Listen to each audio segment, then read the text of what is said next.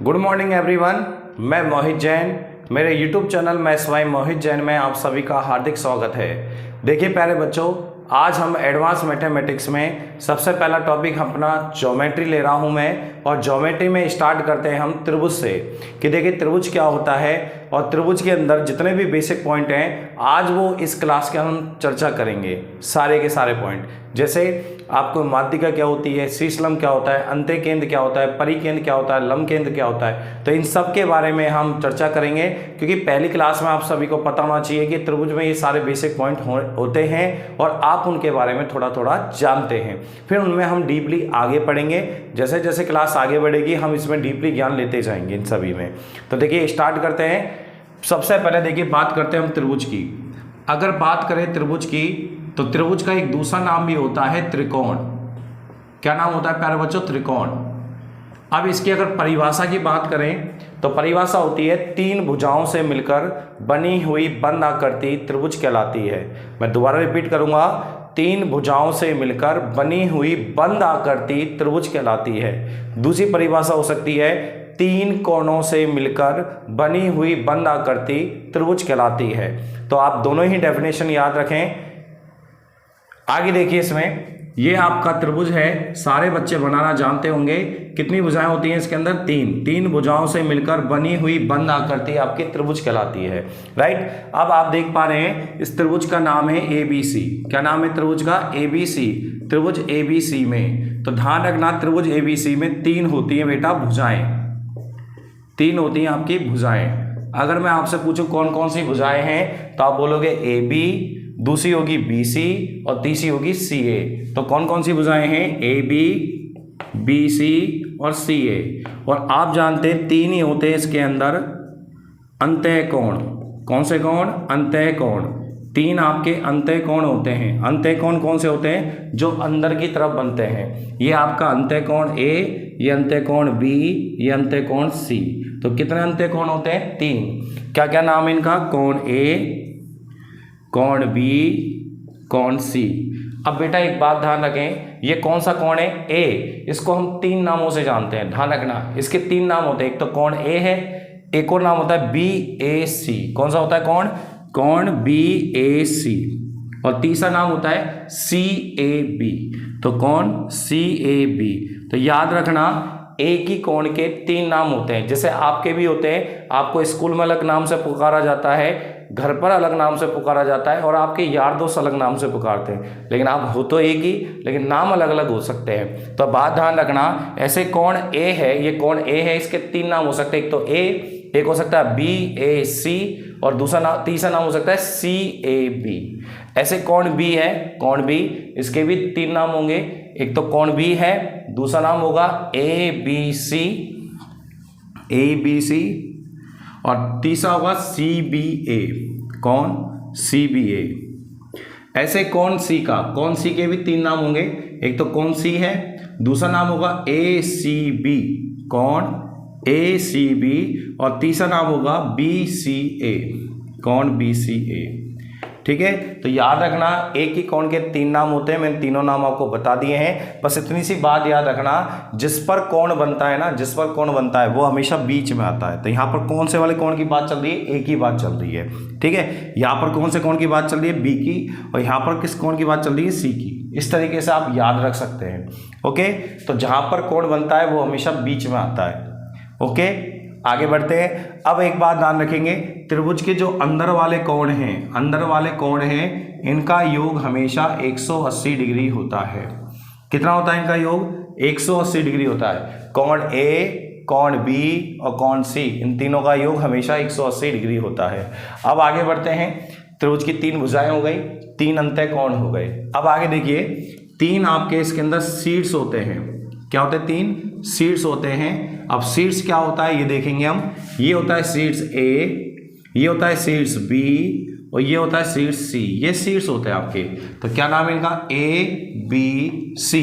तीन शीर्ष होते हैं। अब आगे देखिए, त्रिभुज का परिमाप। त्रिभुज का परिमाप, अगर आपसे कोई पूछे कि भाई त्रिभुज का परिमाप क्या होता है, तो आप याद रखेंगे त्रिभुज का परिमाप होता है तीनों भुजाओं का योग। तो तीनों भुजाओं का योग कर दो, AB plus BC plus CA। तो तीनों भुजाओं का योग कर देंगे तो परिमाप आ जाएगा। अगर चतुर्भुज की बात करेंगे तो चारों भुजाओं का योग, पंचभुज की बात करेंगे तो पांचों भुजाओं का योग। ये बात आप याद रखेंगे। तो मैं जहाँ तक समझता हूँ ये सभी क्लियर होगा, आपका पूरा बेसिक आपको क्लियर होगा। अब मैं आगे, आप इसका स्क्रीनशॉट ले लें ताकि मैं आगे बढ़ सकूँ। इसका आप स्क्रीनशॉट ले लें फटाफट ताकि मैं आगे बढ़ सकूं। देखिए मैंने आपको पहले बोल दिया आज की क्लास आपकी बेसिक है, जिसके अंदर मैं बेसिक पूरा कंप्लीट बताऊंगा कि भाई ये अंत्य कोण होता है, ये बाह्य कोण होता है, ये आपका परिमाप होता है, ये आपका शीर्ष होते हैं, ये आपकी भुजाएं होती हैं। ठीक है, ओके आगे बढ़ते हैं। इसके स्क्रीनशॉट ले लिया होगा आप सभी बच्चों ने। ठीक है, अब मैं आगे बढ़ता हूं। अब बात चलेगी बाह्य कोणों की। किसकी? बाह्य कोणों की। त्रिभुज के बाह्य कोण क्या होते हैं? त्रिभुज के बाह्य कोण, अगर बाह्य कोण की बात आई है तो इधर देखिए बच्चों, ये आपकी त्रिभुज है ABC। क्या नाम है इसका? ABC है ना। आपने क्या किया, इस भुजा को आगे बढ़ा दिया। कौन सी भुजा को? AB को। ये AB भुजा, इसको आगे बढ़ा दिया। ऐसे हमने BC को बढ़ा दिया और ऐसे हमने CA को बढ़ा दिया। हमने क्या कर दिया? तीनों भुजाओं को आगे बढ़ा दिया। ठीक है, एक तरफ बढ़ाया, ध्यान रखना। इसको AB को इधर बढ़ा दिया, BC को इधर बढ़ा दिया, CA को इधर बढ़ा दिया। तो आप देख पा रहे हैं ये बाहर की तरफ कोण बन रहे हैं, राइट। ये आपके कहलाते हैं बाह्य कोण। कौन से कोण? बाह्य कोण। बाहर की तरफ बन रहे हैं तो बाह्य कोण, अंदर की तरफ बन रहे हैं तो अंतः कोण, राइट। अब ये बाहर की तरफ बन रहे बाह्य कोण कहलाएंगे। अगर आपसे कोई पूछे इसका मान कितना होगा, इस वाले का मान कितना होगा, तो देखिए बेटा ये वाला कोण होता है आपका C, अंदर वाला।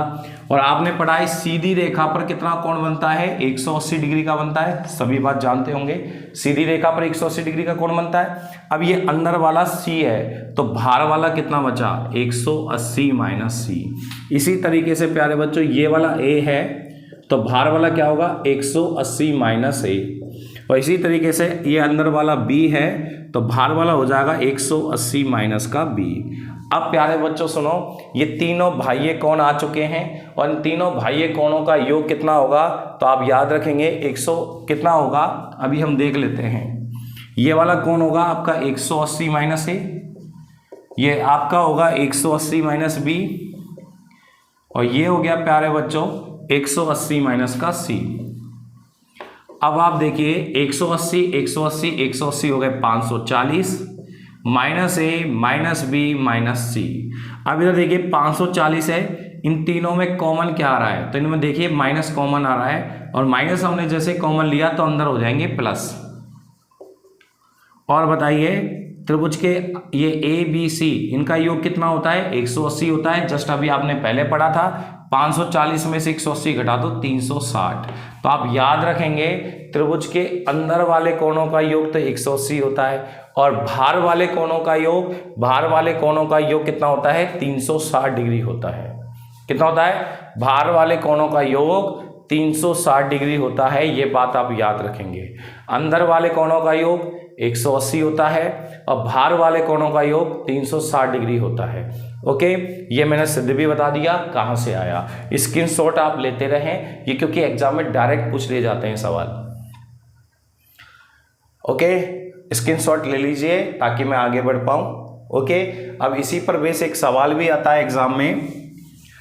इसी पर बेस एग्जाम में एक बार सवाल आया था कि त्रिभुज की एक भुजाएं हैं, त्रिभुज की ये जो भुजाएं हैं इनको दोनों तरफ बढ़ाया गया। त्रिभुज की ये जो तीनों भुजाएं ना, इनको दोनों तरफ बढ़ाया और दोनों तरफ बढ़ाने पर बने बाह्य कोणों का योगफल कितना होगा? तो देखिए प्यारे बच्चों, ये आपकी त्रिभुज की भुजा है, इसको मैंने इधर भी बढ़ाया और इधर भी बढ़ा दिया। ऐसे मैंने इस भुजा को इधर भी बढ़ा दिया और इधर भी बढ़ा दिया। दोनों तरफ बढ़ाना है, ध्यान रखें। ऐसे इस भुजा को मैंने इधर भी बढ़ा दिया और इधर भी बढ़ा दिया। अब बढ़ाने पर देखिए आप प्यारे बच्चों, इसका नाम दे दूं मैं ABC, है ना। त्रिभुज का नाम दे दिया मैंने ABC। तो आप देख पा रहे हैं ये बाह्य कोण बन गए। कौन से कोण बन गए? बाह्य कोण। ये आपके बाहर वाले कोण है, बाहर की तरफ बन रहे बाह्य कोण हो गए। अब इनका योग पूछा है आपसे, तो देखिए ये आपको मैंने बताया था, ये वाला A है तो बाहर वाला क्या होगा? 180 माइनस A। ऐसे ये भी कितना होगा? 180 माइनस A।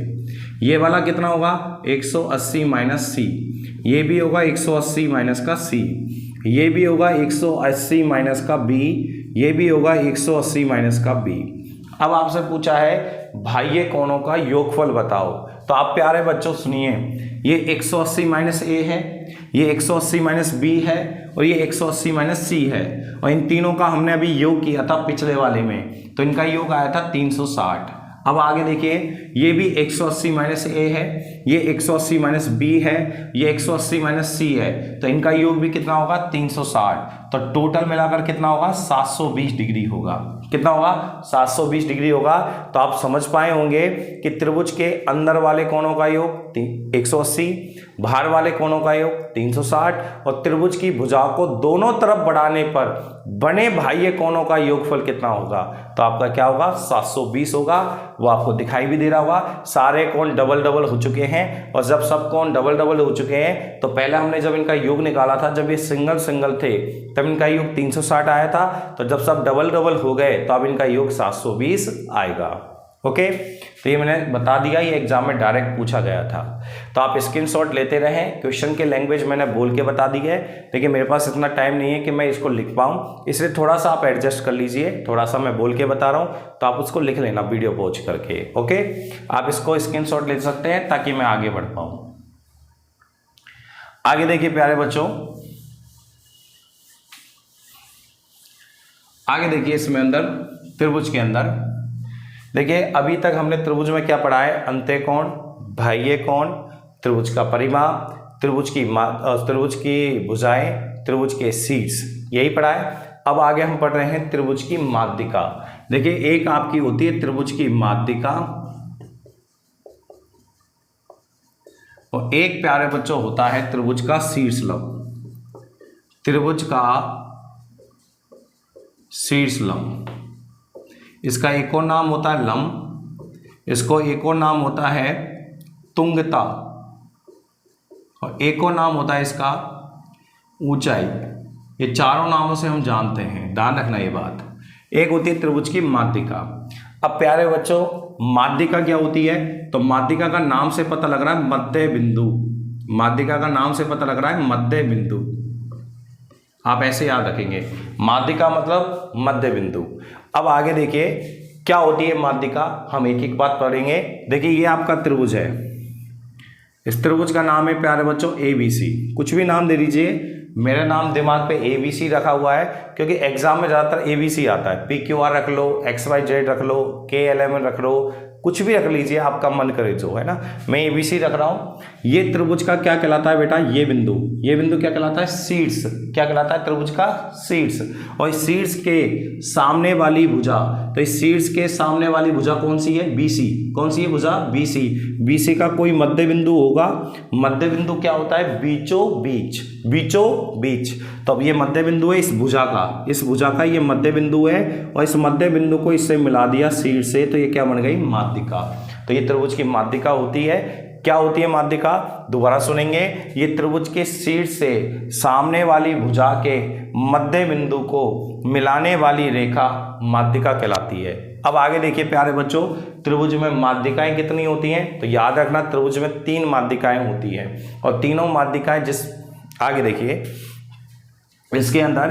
अब आगे सुनिए, ध्यान रखना ये मध्य बिंदु है, और अगर ये मध्य बिंदु है तो ये दोनों हिस्से आपस में क्या होंगे, बराबर होंगे। तो याद रखना BD बराबर होगा DC के, ये बात आप याद रखेंगे। BD किसके बराबर होगा, DC के। अब आगे देखिए प्यारे बच्चों, अगर मैं बात करूं कि त्रिभुज में कितनी माध्यिकाएं होती हैं, तो याद रखना त्रिभुज में 3 माध्यिकाएं होती हैं। कैसे, वो मैं बताता हूँ। एक तो आपने खींच ली है, दूसरी देखिए ये त्रिभुज का शीर्ष है, इसके सामने वाली भुजा बताओ AC।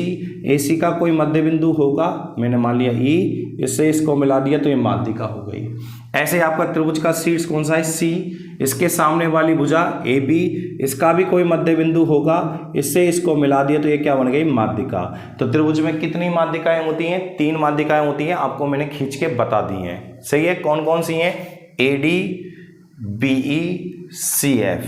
अभी हम बेसिक जानकारी ले रहे हैं और आगे डिटेल में हम आगे पढ़ेंगे इसके बारे में। एक बात ध्यान से सुने, ये तीनों माध्यिकाएं इस बिंदु पर आकर मिल रही हैं, सभी को दिखाई दे रही हैं। तीनों माध्यिकाएं एक ही बिंदु पर आकर काट रही हैं या फिर मिल रही हैं। इस बिंदु को बेटा बोलते हैं केंद्रक। क्या बोलते हैं प्यारे बच्चों, इसको बोलते हैं केंद्रक, इसको बोलते हैं केंद्रक, या फिर बोल सकते हैं इसको गुरुत्व केंद्र, इसको बोलते हैं गुरुत्व केंद्र। इसका एक और भी नाम होता है बेटा, इसका एक और भी नाम होता है माध्य केंद्र, माध्य केंद्र।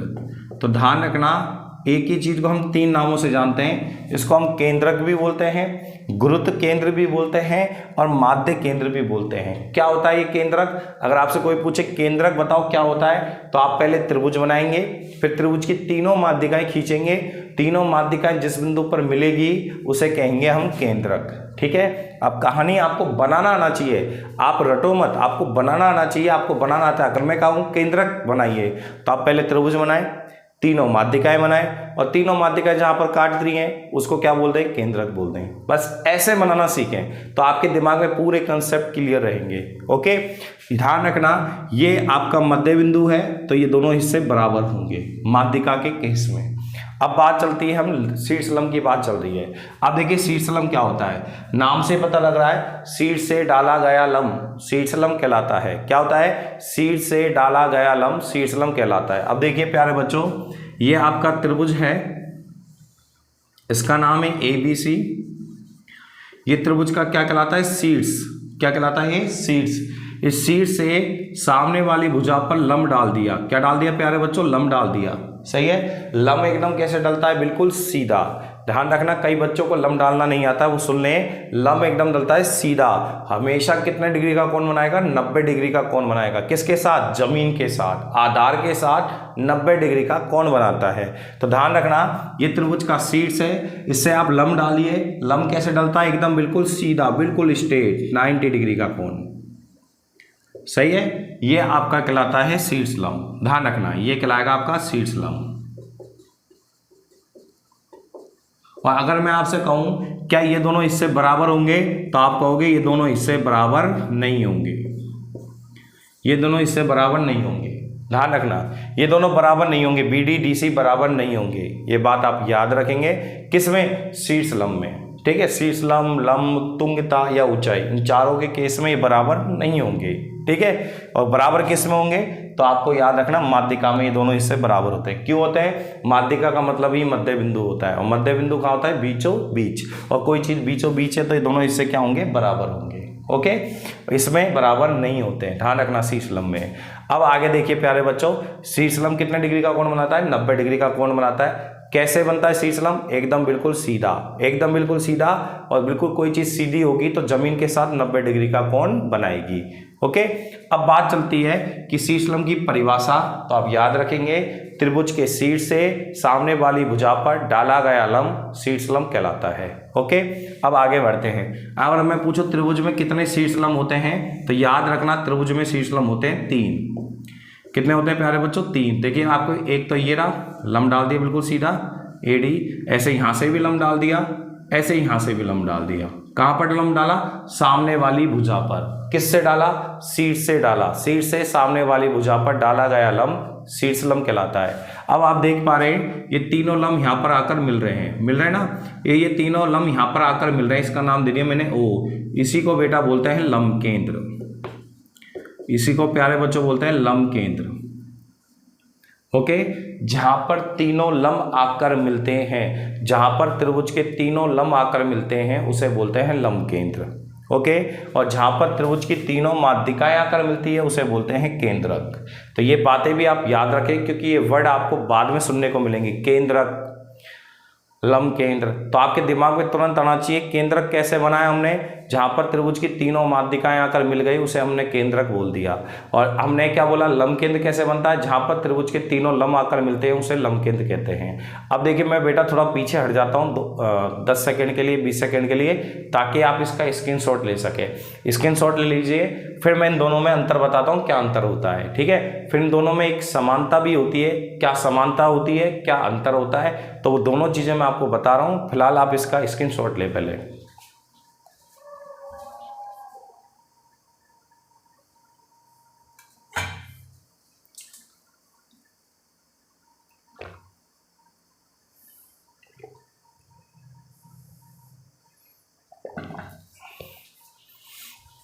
अब देखिए बच्चों, अगला पॉइंट, अगर अगला मैं पूछूं कि भाई त्रिभुज की माध्यिका, त्रिभुज की माध्यिका और शीर्ष लंब में अंतर क्या है? त्रिभुज की माध्यिका और शीर्ष लंब में अंतर क्या है? अंतर बताना है आपको माध्यिका में और शीर्ष लंब में। तो आप कैसे बताएंगे वो देखिए। पहले आप त्रिभुज की एक भुजा बना लो, बना ली, फिर इस भुजा को थोड़ी सी लंबी बना लो, ठीक है, और आपने इसको मिला दिया, ये बन गया त्रिभुज। इस त्रिभुज का नाम है ABC। ओके, अब मैं आपसे कहूँ बेटा ये त्रिभुज का शीर्ष कहलाता है, इस शीर्ष से आप माध्यिका खींचो। तो माध्यिका कैसे खींचोगे? ये त्रिभुज का क्या कहलाता है? शीर्ष। शीर्ष के सामने वाली भुजा बताओ, BC। शीर्ष के सामने वाली भुजा BC। BC का मध्य बिंदु यहीं कहीं होगा लगभग, इससे इसको मिला दिया तो ये बन गई माध्यिका। तो ये आपकी हो गई माध्यिका। और मैं कहूँ प्यारे बच्चों यहाँ से लंब खींचो, लंब खींचो। तो मैंने आपको बताया था लंब एकदम कैसे खींचता है, बिल्कुल सीधा। तो हमने यहाँ से लंब डाल दिया बिल्कुल सीधा, ये 90 डिग्री का। ओके, तो ये आपका लंब कहलाता है, लंब, शीर्ष लंब या ऊंचाई, जो भी आप बोलना चाहो। तो ये अब आपको क्लियर आ गया होगा समझ में, लंब एकदम कैसे डलता है, बिल्कुल सीधा। और माध्यिका क्या होती है? सामने वाली भुजा के मध्य बिंदु को मिलाती है। तो जब भी कभी आपको ऐसा लगे कि माध्यिका शीर्ष लंब हमें समझ में नहीं आ रहे, तो आपको ये डायग्राम देख लेना है, और इस डायग्राम को देखते आपको समझ में आ जाएगा कि सर ने कैसे समझाया था। लंब एकदम सीधा डलता है, माध्यिका सामने वाली भुजा के मध्य बिंदु को मिलाती है, ध्यान रखना। ओके, तो दोनों में अंतर आपको क्लियर हो गया होगा। माध्यिका ऐसे आती है, लंब एकदम सीधा आता है। ओके, अब आगे बढ़ते, इसका स्क्रीनशॉट ले लें आप और नोट्स बनाएं आप प्रॉपर, जिससे आपको क्या है कि कभी आपको परेशानी नहीं होगी ज्योमेट्री में। मैं आपको देखिए बिल्कुल स्टेप बाय स्टेप आगे बढ़ा रहा हूँ, स्टेप बाय स्टेप, ठीक है। और आपको मैं गारंटी दे रहा हूँ आपको कहीं परेशानी नहीं आएगी। ओके, और कई बच्चों का डाउट है कि सर रेखाएं कौन नहीं पढ़ा रहे, रेखाएं कौन से सब स्टार्ट करते हैं। मैं भी रेखाएं कौन पढ़ाऊंगा, टेंशन ना ले, मैं आपको अलग से बताऊंगा। अगर मैं पहले रेखाएं कौन उठा लेता तो आपको थोड़ा बोरिंग लगता, पता नहीं सर क्वेश्चन तो करा ही नहीं रहे, थ्योरी पढ़ा रहे हैं। तो थ्योरी उसमें है, क्या कर सकता हूँ मैं, मजबूरी है, तो है ना। इसलिए मैंने थोड़ा इंटरेस्टिंग रहे क्लास, तो आपको इसलिए मैंने त्रिभुज उठा लिया, और त्रिभुज में छोटे छोटे पॉइंट आप सभी को आने चाहिए। तो अभी यहाँ पर रेखाएं कोण की कोई ज़रूरत नहीं है, ज़रूरत होती तो मैं ज़रूर बताता। ओके, अब आगे बढ़ते हैं अपन। नेक्स्ट नंबर देखिए, इसके बाद अगर हम बात करेंगे तो ये मेन पॉइंट है, ये थोड़ा आपको अजीब सा लगेगा सुनने में। कभी कभी त्रिभुज की माध्यिका और शीर्ष लंब, कभी कभी त्रिभुज की माध्यिका और शीर्ष लंब एक ही होते हैं, एक ही होते हैं। देखो अभी मैं 2 मिनट पहले बोल रहा था कि त्रिभुज की माध्यिका और शीर्ष लंब अलग अलग होते हैं, लेकिन अब मैं बोल रहा हूँ एक ही होते हैं। लेकिन ऐसा हर बार नहीं होता, ऐसा कभी कभी होता है। जैसा आप कहते ना, कभी कभी मेरे दिल में ख्याल आया है ना, तो कभी कभी ऐसा होता है। तो कभी कभी होता है ना, हर बार तो नहीं होता।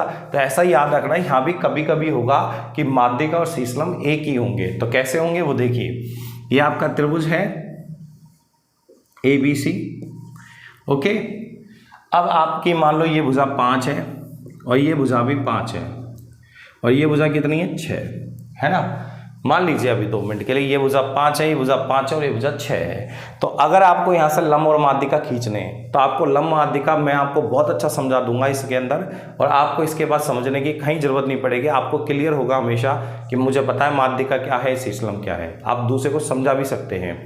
देखिए प्यारे बच्चों, एक बात सुनना कि एक रेलवे का नियम होता है। रेलवे ना, रेलवे जो रेलवे में जॉब करते हैं या फिर रेलवे के जो वकील होते हैं वो आपको इसका नियम बताएंगे।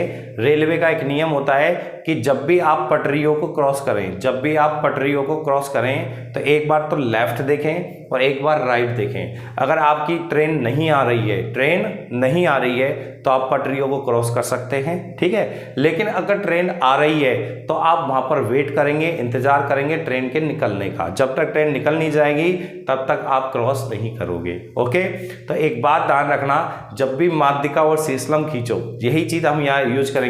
जब भी हम माध्यिका और शीर्ष लंब खींचेंगे तो एक बार लेफ्ट देखेंगे, एक बार राइट देखेंगे, तब माध्यिका शीर्ष लंब खींचेंगे, ठीक है। तो देखिए यहाँ से आपको मैं कहूँ एक लंब खींचिए, क्या खींचिए, लंब। और माध्यिका खींचिए। तो कैसे खींचेंगे, पहले आप लेफ्ट देखो कितनी भुजाएं 5, राइट में देखिए कितनी भुजाएं 5, दोनों भुजाएं क्या हैं, बराबर हैं। अगर दोनों भुजाएं बराबर हो तो लंब और माध्यिका एक ही आएंगे, लंब और माध्यिका एक ही आएंगे। इसका मतलब है इसी को तो हम लंब बोलेंगे, इसी को तो हम लंब बोलेंगे और इसी को हम माध्यिका बोलेंगे। ओके, कब, दोबारा सुनेंगे। एक बार हम लेफ्ट देखेंगे, भुजा 5 है, एक इधर देखेंगे राइट, भुजा 5 है, दोनों भुजाएं बराबर हैं, दोनों भुजाएं समान हैं, इसलिए लंब माध्यिका भी समान होंगे। इसी को लंब बोलेंगे, इसी को माध्यिका बोलेंगे। इसका मतलब है ये मध्य बिंदु होगा और मध्य बिंदु होगा ये 3 होगी, तो ये भी क्या होगी 3।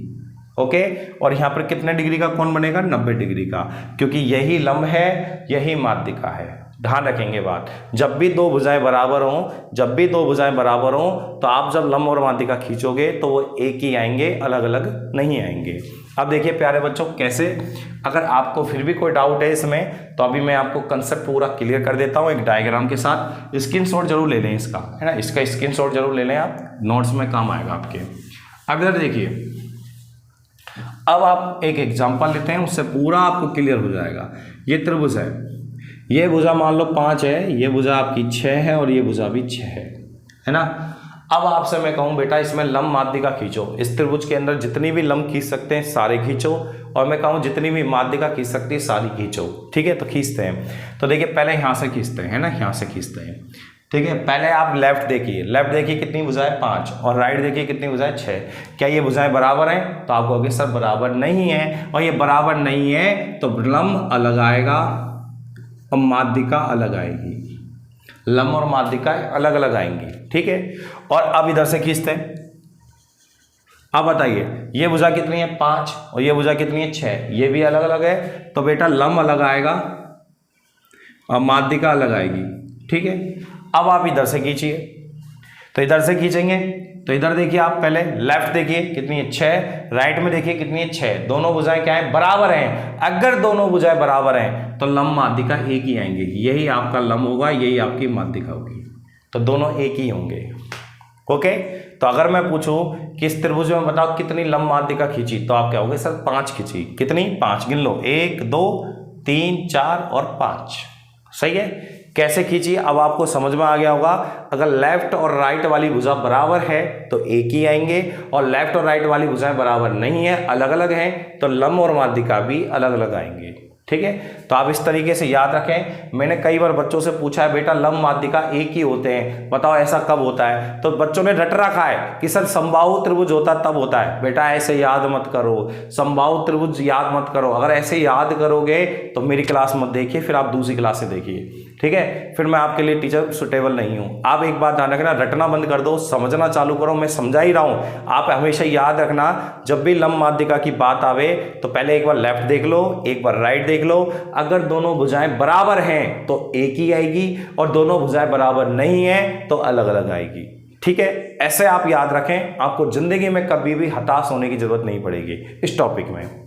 ठीक है, अब आप समझ गए होंगे लंब माध्यिकाओं को। स्क्रीनशॉट लेते रहें, क्योंकि सारे एग्जाम्पल आपको ऐसे कभी भी नहीं मिलेंगे। आप किसी भी कोचिंग के नोट्स उठा के देख लिया, आपको ऐसे नोट्स नहीं मिलेंगे, और आपको इस तरीके से भी नहीं बताया जाएगा कैसे क्या क्या चीज़ें होती हैं। तो मैं पूरा खोल के डिटेल में समझा रहा हूँ। ठीक है, हर चीज़ का मैं सिद्ध नहीं बताऊंगा, अगर मैं हर चीज़ का सिद्ध बताने लग गया ना आपको तो ज्योमेट्री बहुत बड़ी हो जाएगी, है ना। नहीं तो मैं इनका सबका सिद्ध भी बताता आपको, राइट। सबके सिद्ध होते हैं, सबके सिद्ध आपको आने भी चाहिए वैसे, अगर आप तैयारी कर रहे हो सीजीएल की। लेकिन फिलहाल अभी अपन सीजीएल प्री के हिसाब से देख रहे हैं, तो प्री के हिसाब से जब हम देख रहे हैं तो ये चीज़ें आपको क्या है डायरेक्ट याद होनी चाहिए, है ना। अभी देखिए बच्चों, नेक्स्ट नंबर चलते हैं, नेक्स्ट पॉइंट, त्रिभुज का अंतः केंद्र। त्रिभुज का अंतः केंद्र एक होगा बेटा त्रिभुज का बहिर्केंद्र, त्रिभुज का बहिर्केंद्र। एक होगा प्यारे बच्चों त्रिभुज का परिकेंद्र, त्रिभुज का परिकेंद्र। तो तीनों को हम पढ़ते हैं, क्या होते हैं, एक तो होता है अंत्य केंद्र, एक होता है बहिर्केंद्र, और एक होता है आपका परिकेंद्र। परिकेंद्र के बारे में हम बाद में पढ़ेंगे, पहले इन दोनों को पढ़ते हैं कि दोनों को आप पढ़ोगे तो एक ही बार में आपको याद हो जाएंगे। तो त्रिभुज का अंत्य केंद्र क्या होता है, तो अंत्य केंद्र याद रखना अंत्य कोणों के समद्विभाजक से, अंतःकोणों के समद्विभाजक से, अंतःकोणों के समद्विभाजक से।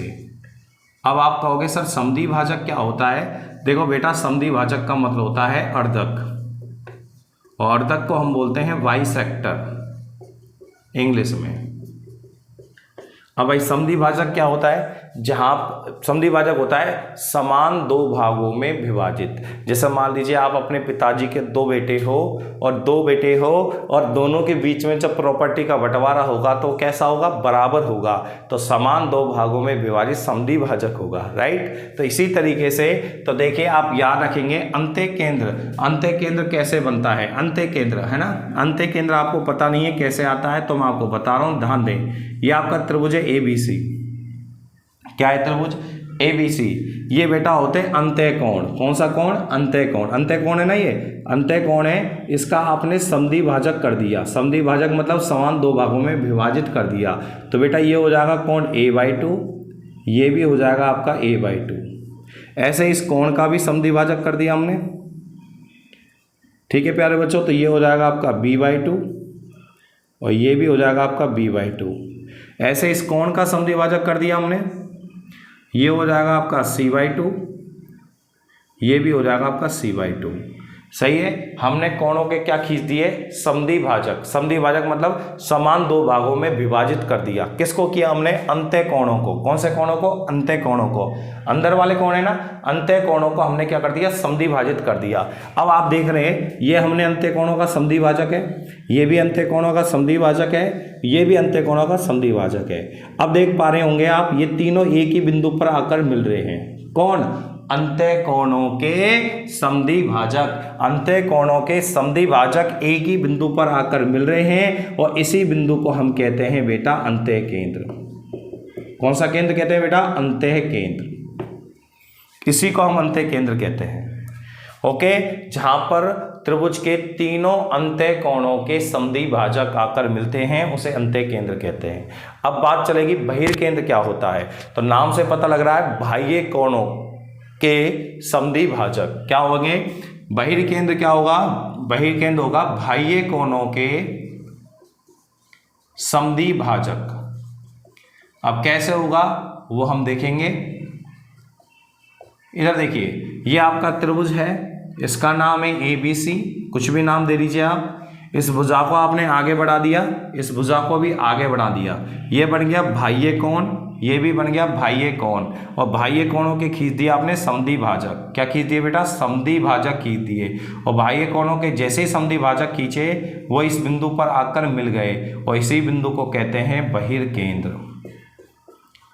बहिर्केंद्र, सही है। तो अब आपको आराम से याद हो जाएगा, अंत्यकोणों के समद्विभाजक जिस बिंदु पर आकर मिलते हैं उसे अंत्यकेंद्र कहते हैं, और बाह्य कोणों के समद्विभाजक जिस बिंदु पर आकर मिलते हैं उसे बहिर्केंद्र कहते हैं। तो डायग्राम जरूर बना लें, अंत्यकेंद्र और बहिर्केंद्र में अंतर भी आपको एक ही बार में समझ में आ गया होगा। अंत्यकोणों के समद्विभाजक और यहाँ पर क्या होते हैं? बाह्य कोणों के समद्विभाजक। तो आप स्क्रीनशॉट ले लें दोनों का।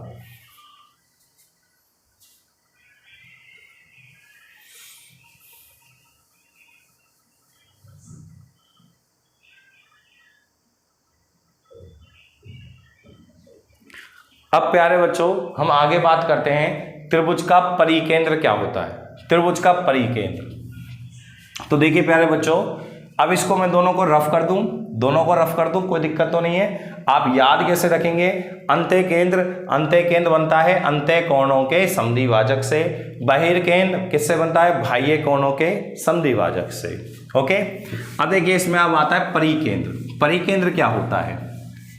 परिकेंद्र क्या होता है? तो परिकेंद्र बनता है बेटा भुजाओं के समद्विभाजक से। किससे बनता है? भुजाओं के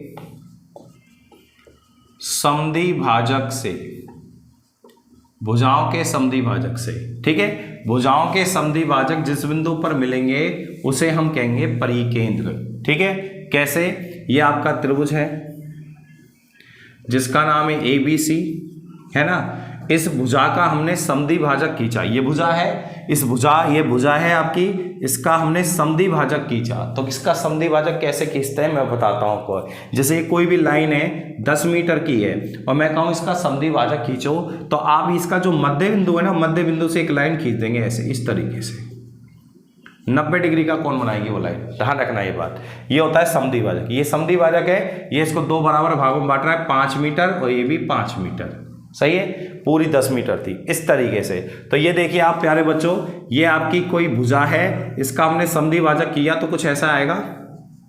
ओके, ऐसे इस भुजा का समद्वि भाजक खींचा, इस भुजा का, तो इस भुजा का समद्वि भाजक कुछ ऐसा आएगा, और ऐसे इस भुजा का समद्वि भाजक खींचा तो कुछ ऐसा आएगा। तो ये भुजाओं के समद्वि भाजक देखो, इधर देखिए, एक तो ये रहा, एक आपका ये रहा भुजाओं का समद्वि भाजक, ये भी भुजाओं का समद्वि भाजक ये रहा, और तीनों भुजाओं के समद्वि भाजक इस बिंदु पर आकर मिल रहे हैं, और इसी बिंदु को हम बोलते हैं परिकेंद्र। कौन सा केंद्र बोलते हैं? परिकेंद्र। तो परिकेंद्र क्या होता है? त्रिभुज की तीनों भुजाओं के समद्वि भाजक जिस बिंदु पर आकर मिलते हैं उसे हम कहते हैं परिकेंद्र। कौन सा केंद्र कहते हैं? परिकेंद्र। तो भुजाओं के समद्वि भाजक जिस बिंदु पर मिलेंगे उसे हम परिकेंद्र कहेंगे। तो प्यारे बच्चों, अब देखिए आपके सामने मैंने आपको है ना सारा जो त्रिभुज के अंदर जो मेन पॉइंट होते हैं वो सारों के बारे में आपको बता दिया है। त्रिभुज के जितने भी मेंबर होते हैं उन सारे मेंबरों के बारे में मैंने एक एक करके बता दिया है। भाई त्रिभुज में क्या होती हैं? भुजाएं, ठीक है, अंत्यकोण, बाह्य कोण, शीर्ष, माध्यिका, शीर्ष लंब, ठीक है। फिर बताया था आपको, क्या बताया था? केंद्रक। केंद्रक बताया था जहां पर त्रिभुज की तीनों माध्यिकाएं आकर मिलती हैं उसे बोलते हैं केंद्रक। जहां पर तीनों लंब आकर मिलते हैं उसे बोलते हैं लंब केंद्र। और जहां पर मैंने बताया अंत्य केंद्र, अंत्य केंद्र बनता है अंत्य कोणों के समद्वि भाजक से, और बहिर्केंद्र बनता है बाह्य कोणों के समद्वि भाजक से, और परिकेंद्र किससे बनता है? भुजाओं के समद्वि भाजक से। तो पांचों मैंने आपको बता दिए हैं। एक बार मैं नाम लिख देता हूं दोबारा से। देखिए, पहला आपने पढ़ा था केंद्रक, ठीक है, दूसरा पढ़ा आपने लंब केंद्र, लंब केंद्र, और तीसरा पढ़ा आपने बेटा अंत्य केंद्र, चौथा पढ़ा आपने बहिर्केंद्र,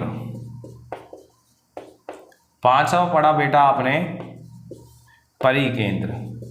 और पांचों को आपको एक बार रिवाइज करवा देता हूं।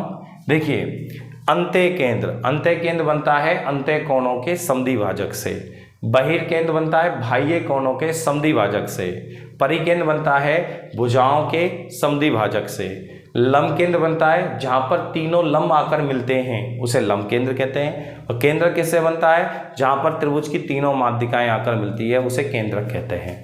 एक इसके अलावा मैंने आपको कोणों के बारे में बताया।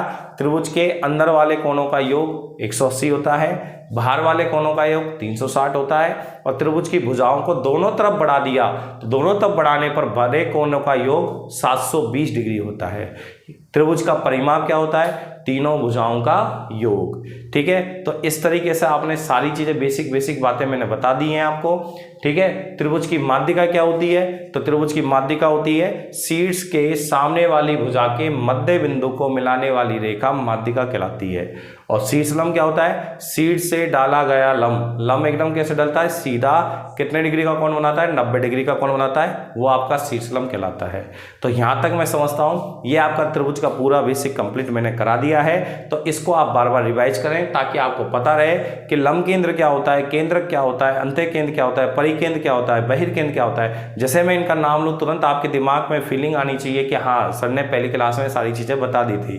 तो ये मेरा इंट्रोडक्शन पार्ट था त्रिभुज का, कि त्रिभुज एक परिवार है और त्रिभुज के ये परिवार के सदस्य हैं जिनके बारे में मैंने आपको आज क्लास में बताया है। तो इन सारे सदस्यों के बारे में केवल अभी मैंने इंट्रोड्यूस कराया है कि भाई इसको ये बोलते हैं, इसको हम ये बोलते हैं, इसको हम ये बोलते हैं, ठीक है। अगली जो क्लास होगी आपकी, उस अगली क्लास में हम इनके बारे में डिटेल में चर्चा करेंगे, इनके राज खोलेंगे। क्योंकि जो परिवार होता है, पहले हमने परिवार के सदस्यों के बारे में जाना, इंट्रोडक्शन पढ़ा, अब इंट्रोडक्शन हो गया, अब इनके जो इनके राज हैं, गहराइयां हैं, उनके बारे में हम धीरे धीरे करके चर्चा करेंगे।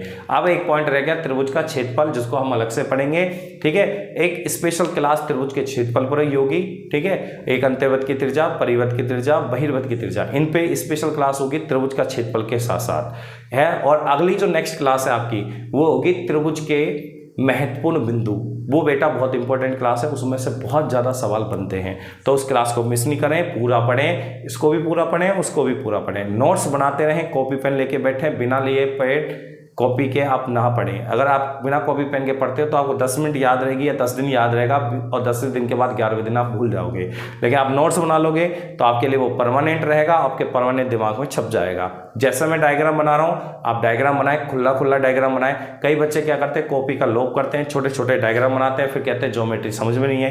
तो कहाँ से आएगी? थोड़ा कॉपी का लोग कम करें, बड़े बड़े डायग्राम बनाएं, जिससे खुला एकदम प्रॉपर आपको पता लगना चाहिए। हाँ, ये भाई अंत्य केंद्र का समद्विभाजक है, यहाँ ये सब भुजाओं का समद्विभाजक है, ये बहिर्केंद्र का बाह्य कोणों का समद्विभाजक है। तो आपको क्लियर दिखनी चाहिए लाइनें। तो अच्छी कॉपी बनाए, एकदम क्लियर बनाए, बड़े डायग्राम बनाए, ताकि जैसे देखते ही डायग्राम देखते आपको पता लग जाए इसमें हो क्या रहा है। ठीक है, ऐसे छोटे छोटे डायग्राम बना के आप घिच पिच ना करें। और बाकी हम कल मिलेंगे नेक्स्ट क्लास में, जिसमें आपकी नेक्स्ट क्लास के अंदर होंगे त्रिभुज के महत्वपूर्ण बिंदु, जो आपको पता होने चाहिए। इस पे बेस्ड डायरेक्ट एग्जाम में सवाल आते हैं। इसी के साथ मैं अलविदा लूंगा, अपनी वाणी को यहीं विराम दूंगा। कल जल्द ही मिलते हैं क्लास में।